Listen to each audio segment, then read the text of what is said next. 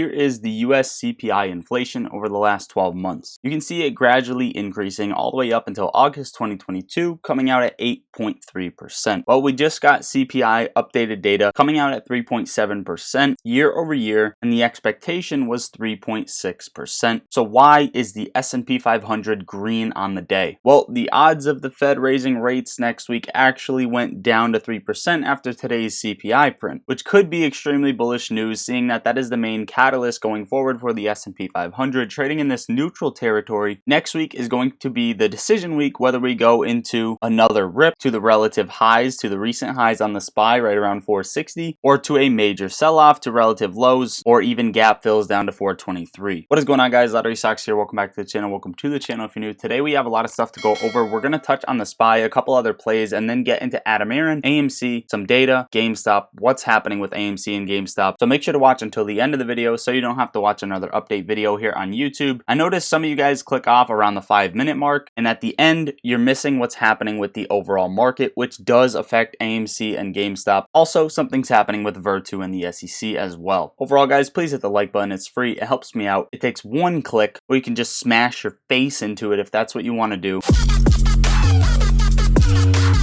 Just kidding, don't do that. But without further ado, have post notifications on, subscribe to the channel if you want to join us on this journey to financial freedom. Let's get into it. SPY green was up 0.3% on the day, and now as we are speaking, it's up 0.14% on the day, trading at 446.65. Looking like it is about to go red on the day, kind of getting this hammer candle right here, trading in this little flag. We still have levels at 449.12 and 442.88 before the SPY does any other moves. Watch those levels for a rejection or support. Overall, depending on what happens next week, there is a gap fill up to around 455.60 and then down to about 423. So essentially those are the levels we are going to be looking at for the interest rates coming out next week. Now I wanted to talk about some plays, some major holdings in this S&P 500 and how they're doing. Apple had its event yesterday, down 0.56% on the day. It's holding support where it's trading at right around 175, but we had something actually drawn out for Apple that could potentially play out, especially if the S&P 500 sells off, and now it's kind of trading very similar to what we have drawn out, at least so far. So I would watch for this retest on the support, which we're getting, and then if the SPY sells off, Apple's coming down to around $163 in my opinion for the next level of support. So watch that on Apple before bouncing up,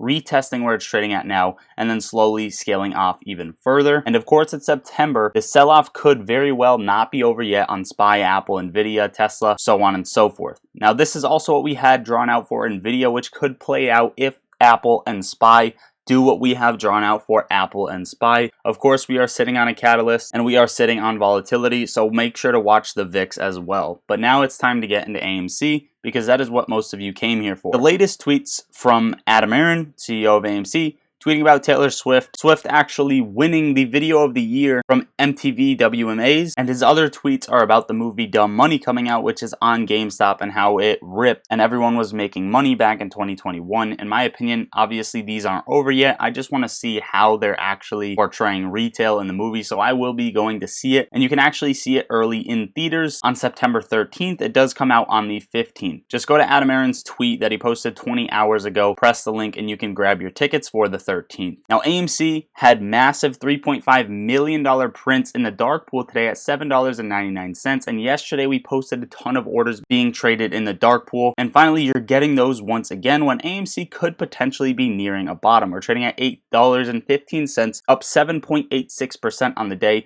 getting a little bit of a pop. We are below the RSI oversold area, so we are well below oversold. We are trading below the Bollinger Bands softly, right? Usually when we even touch the bottom of the Bollinger Bands on any given ticker, you get a massive relief bounce. AMC's trading below the Bollinger Bands and testing it as resistance. This is purely a controlled sell-off, and until we get a catalyst that makes AMC rip, I wouldn't expect market makers or short sellers to let up on the price action just yet. We are getting these slight gains, but like I said in yesterday's post, if you see any barcoding at all throughout the day, don't get your hopes up. I don't care if it's up 60, 70, 80%. If you see any sort of barcoding, it means that they are still in control of the price. Until you see huge boom candles, huge Hulk dick candles, then don't get excited. Now we're going to touch on numbers in a second, but GameStop daily 1 1-year volatility chart, you can see that the IV index mean and the 38 HV are going to meet up very, very soon. And the last time they did this, right, both times right at June and then right in May, GameStop had this major rip and this major rip right here.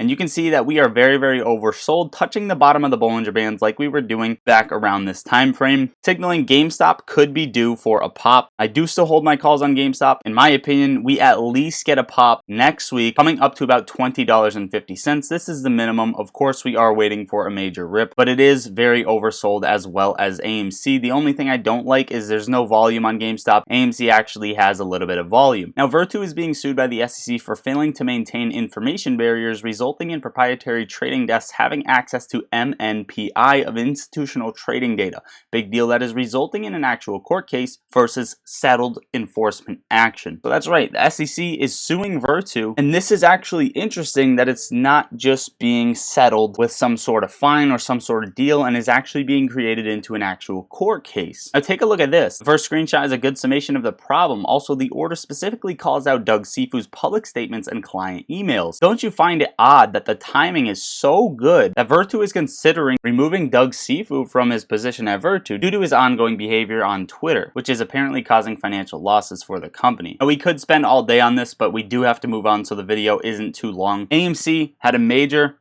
NYSE order imbalance once again, 51,790 shares on the sell side this time, which gives a negative sentiment for AMC, and it seems as if the data is always reversed. Now the Ortex numbers are rising again in short interest, 16.74% short interest, utilization at 76%, and the cost to borrow still low, right around 5%. According to Stock Tracker, there's 90,000 shares available to borrow at a most recent fee of 4.6%. We're losing on the option chain, basically double the puts to calls that are expiring in the money as well as out of the money, as well as next week. Short exempts still extremely high for the volume. Market makers are not ready to let this thing rip. GameStop short exempts are also high, especially for having very, very, very, very little volume on the stock. We are very much so losing on the options chain as well. However, more people are betting bullish for next week, the week after, the week after that, the week after that, and especially the week after that on October 20th for GameStop. Now later today, we are going to be uploading another video on Senator Mike basically questioning Gary Gensler about MMTLP, because I found it very interesting as to what he had to say. Overall, guys, that is what I got for you for today's video. Make sure before you click out of the video, press my link in the top of the description, and I'm going to leave it pinned in the top of comments. Get up to 16 free stocks, each valued up to $2,000 per stock, by just signing up, making a deposit of even $1. A lot of you guys are signing up through my link, but you are not depositing yet. Just deposit a penny so you can start earning benefits from there.